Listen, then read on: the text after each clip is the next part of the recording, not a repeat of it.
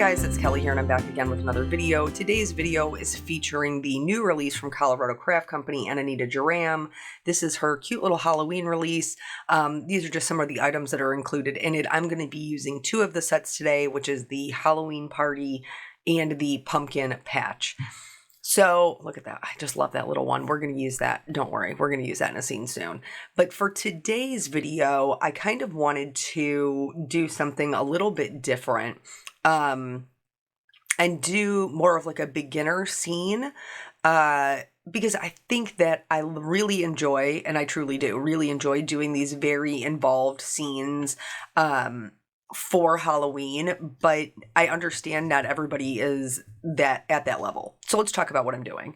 So it has these cute little lights that are strung on poles. The further up you stamp something on your card front, the further away it's going to look.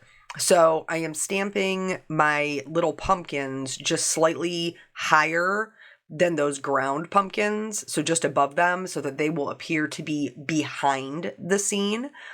And then for all of my characters, I'm going to stamp them in front, so it looks like they've kind of like come through the, you know, the little party banner and they're sitting around eating their little candies. And then there's also like a little pumpkin with the little flyer that says Halloween Party. And we're going to do all of these. We're going to stamp them all together. We're not going to do any masking at all. This, I think, is probably the easiest way to do a scene for the first time, is having no masking involved. Now, obviously, if you are a more seasoned card maker, or if you're somebody who has the dies that accompany it, these do have dies, you won't have to worry about that. You could cut them out as dies and then adhere them on top of your scene. But if you truly want to do a one layer scene with no masking, everything has to fit with nothing overlapping, because it's overlapping is where you get the need for masking. So I've got all of my things in place. My little characters are going to be up front in our like little grassy area, and then the pumpkins and the lights are going to be further into the background. I'm stamping with Intense Black ink from Hero Arts. This is a Copic safe ink because I am going to be coloring this entire thing with Copic markers. So I stamped those down. The only thing I did that was a little bit different was this right here. So in is it the Halloween part? I think it's the Halloween Party. There's these little like pumpkin decorations and a little Halloween banner. And so I wanted to incorporate that into the lights, but I said I was going to do no masking. So what I'm doing here is I am just going back and forth and manipulating the stamp on my Misty door so that I can get everything lined up so that I won't need to mask. So each one of these pumpkins is kind of going to hit in between the lights, and then the banner will hang down low enough that it won't obstruct any of the lights. I did have one little issue, which is one of the pumpkins on the left-hand side from our vantage point did kind of overstamp the stick, but don't worry, I have a trick for how to fix that. So now that our whole scene is stamped out, which right now without any background, it doesn't really make a whole lot of sense, but it will. So what I'm going to do is I'm going to go in and I'm just going to do some really simple coloring. So for the cape, for the cat, I just filled them in with a C7, which gives me the opportunity to go back and add some darker shading if I want them to look, truly black with lots of dimension. I'm going to tell you now, I didn't go back, because even though I am the type of person who likes to add shading to everything, it isn't necessary. You don't have to. So I know my pumpkins are going to be orange. I know my grasses are going to be green. This is a daytime scene. And so I'm trying to pick colors that will work really nicely with those. Violet is a color that will work really nicely with those. And so is yellow. And so that's what I chose. My browns are just super neutral. And I'm using those for the sticks, for the bear, and for the little bag that the cat has. Also, I'm going to use it, not now because I didn't think about it, but later, I'm going to use it for the stems of the pumpkins. For the pumpkins, I just picked And I colored them all the same, whether they were the lights or the actual pumpkins. I'm going to go in with a YR04 and just fill these in. Now, I know not all of the colors I'm showing you, which is what I usually do, but when I come back with the shading, I will show you them in their complete set. So filling in those pumpkins, and then the little star, and then some of the little candies. I did the yellow. I'm going to come back and get the moon later. But the only just little bit of shading that I did was for the white things. And that's just because they needed a little bit of help. So I used a C1 and a C3. This is not as many colors as I would normally use, but it's sufficient. And so I'm going to go in with the C3 first, and I'm just going to kind of add shading from the left and right. I also used the C1 and C3 to color in the little mouse that's leaning up against the pumpkins up top there, and then the hat. So traditionally, witches' hats are black, but I had already colored my cat black, and so I didn't want to do the hat black as well. And then just blend all of that out with the C1, being careful to leave some white area. I filled in my little jack-o'-lanterns with the same C7. And then from here, we're going to get started on the background. This is all just, remember, just one layer, just one color washes. And we're going to go in with 3 colors for the grasses. First things first, everything has got to get grounded. So I'm going to go in with my darkest green color, and everybody's just going to get a little bit of shadow under their tushy. That's all I'm doing here. I'm just kind of, extending it out past them just a little bit. And the way that it's drawn, the way that Anita drew it, is there's already grasses there. So I'm just going right with what she has already drawn. Now, to further extend that out and to kind of start connecting them, I'm going to go in with a YG17. And then from there, I'm going to go in with a YG03. This marker needs to be re-inked. Don't do what I do. Do what I say, don't do what I do. I'm a bad example. So a YG03 is a really great bright green color, and it would blend these out more if I had a full marker, but I didn't have a full marker. It needed to be re-inked. So I'm just going to go in and fill those out to the best of my ability. My YG01, which is a very light, very bright green, it almost borders on a yellow, is going to be what I'm going to fill in the vast majority of my grasses with, and blend right over that YG03. So now you can start to see how this scene is taking shape, just by putting in those little bit of grasses. To further create our scene without really putting in a ton of work, we're just going to do some very general hill shapes. So I chose the YG17, which is my mid-tone, and I'm going to do just kind of 2 hills on either side of the pumpkins to make them look as if they are further out in the distance.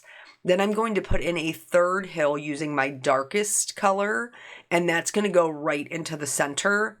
This is giving us a really interesting horizon line so that we don't have to do a lot of other work within the card. Just draw a curved line and fill it in. That's all that it is to hills. To make them slightly more interesting, we're just going to do some very general bush shapes. And that's just kind of like little rounded bits all mushed together that are at the bottom of this hill. And so now we have a very interesting scene going on. We have a lot of perspective. We have a close-up scene. We have a farther away scene. And then to finish the whole thing off, I'm just going to put in a little bit of sky. I like to do a lighter blue green, so it kind of blends into the white. I typically don't color in the entirety of my sky because, again, having a difference between blue sky and white clouds makes the sky more interesting to look at. So I go in with the BG11 first, and then I'm going to go in with the a B00, which is just slightly darker, but really on the same kind of scale. So I'm going to fill that in the center, and then I'm going to blend everything out into that white with my B quadruple 0. You almost can't even see it on camera, but it really just softens up the edges as they blend into those white clouds. I know when I was first buying my Copic markers, I didn't buy a lot of these lighter colors because I didn't think I needed them. And you do. You need them. So now we're back to what I almost never do, which is real time. This is real time coloring. And so I'm going to go in and I'm going to put in my grasses. All that is, and you can practice before you come to your card if you're a beginner.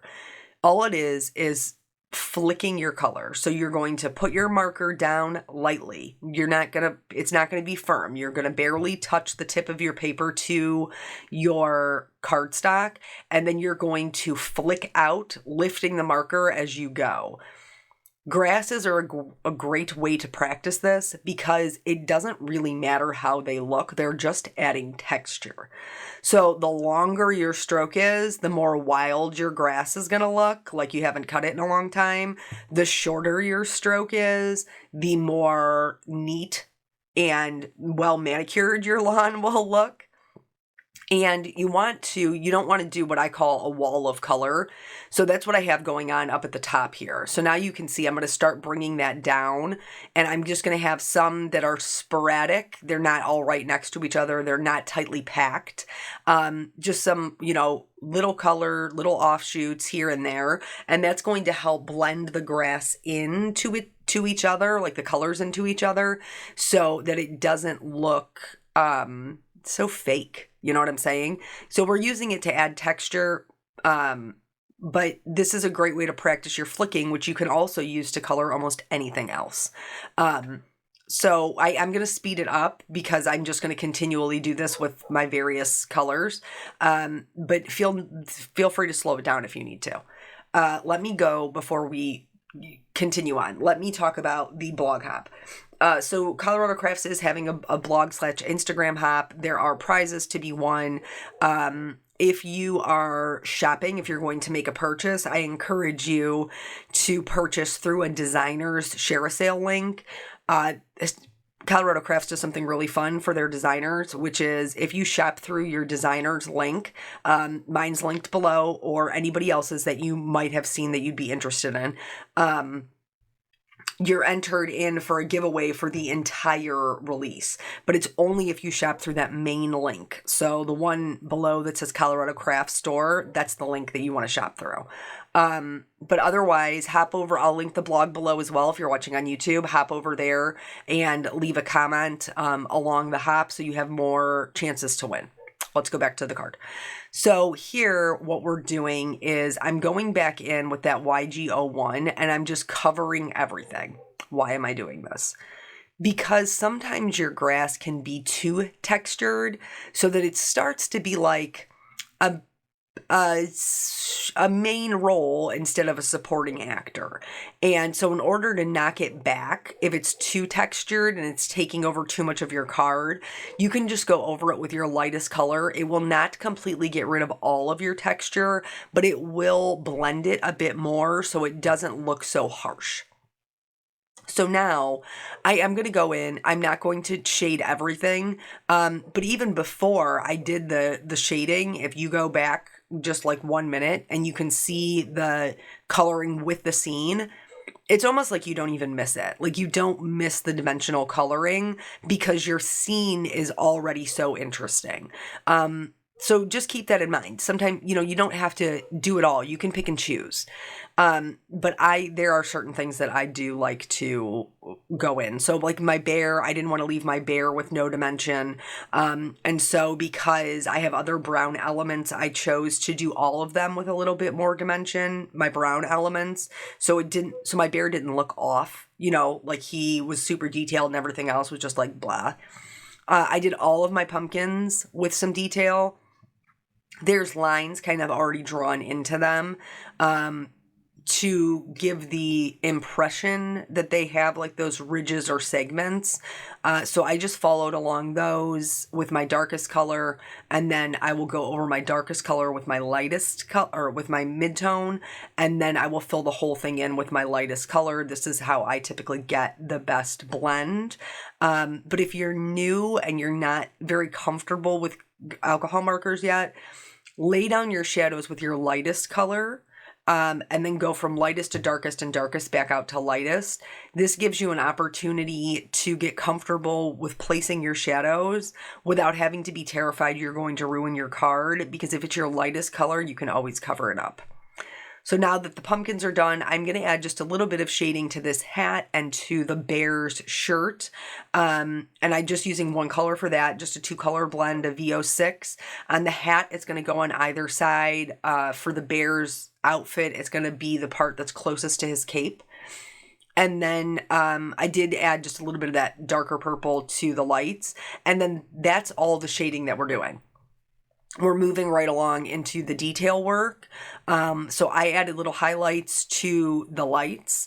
And then I decided that in order to break up the banners a little bit, I just went right over the Halloween banner with my white gel pen. And that helped kind of separate them really nicely. I added some little highlights onto pretty much everything else, quite honestly. And then I'm going to go in and I'm going to do some glossy accents and some stickles. So recently in a video, I had asked you guys about like storytime yay or storytime nay. And I got a really good feedback, and I totally appreciate that from you guys. And you guys were like, you do you, we'll be here for it, which I totally appreciate. But there were several people, and I realized that over the years, because I've been doing this for so long, it isn't something I do as much anymore, that I've kind of gotten a little bit away from very specific instruction when coloring.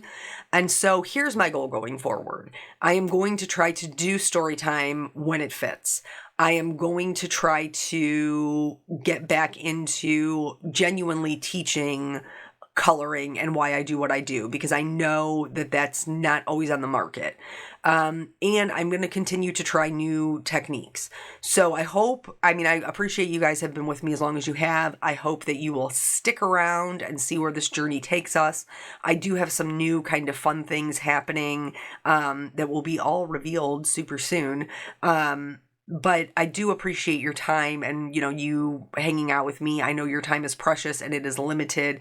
And the fact that you take your, 20, 30 minutes out of your day to spend it with me, I totally appreciate it. So this card is done. I hope that it encourages you to give scene cards a try. 1-layer cards were my very first love, and I still love doing them, and I think they're super cute. And don't forget to head over to the Hop, because everybody likes to win things. So again, thank you guys so much for your time. I will catch you on the next video. Bye.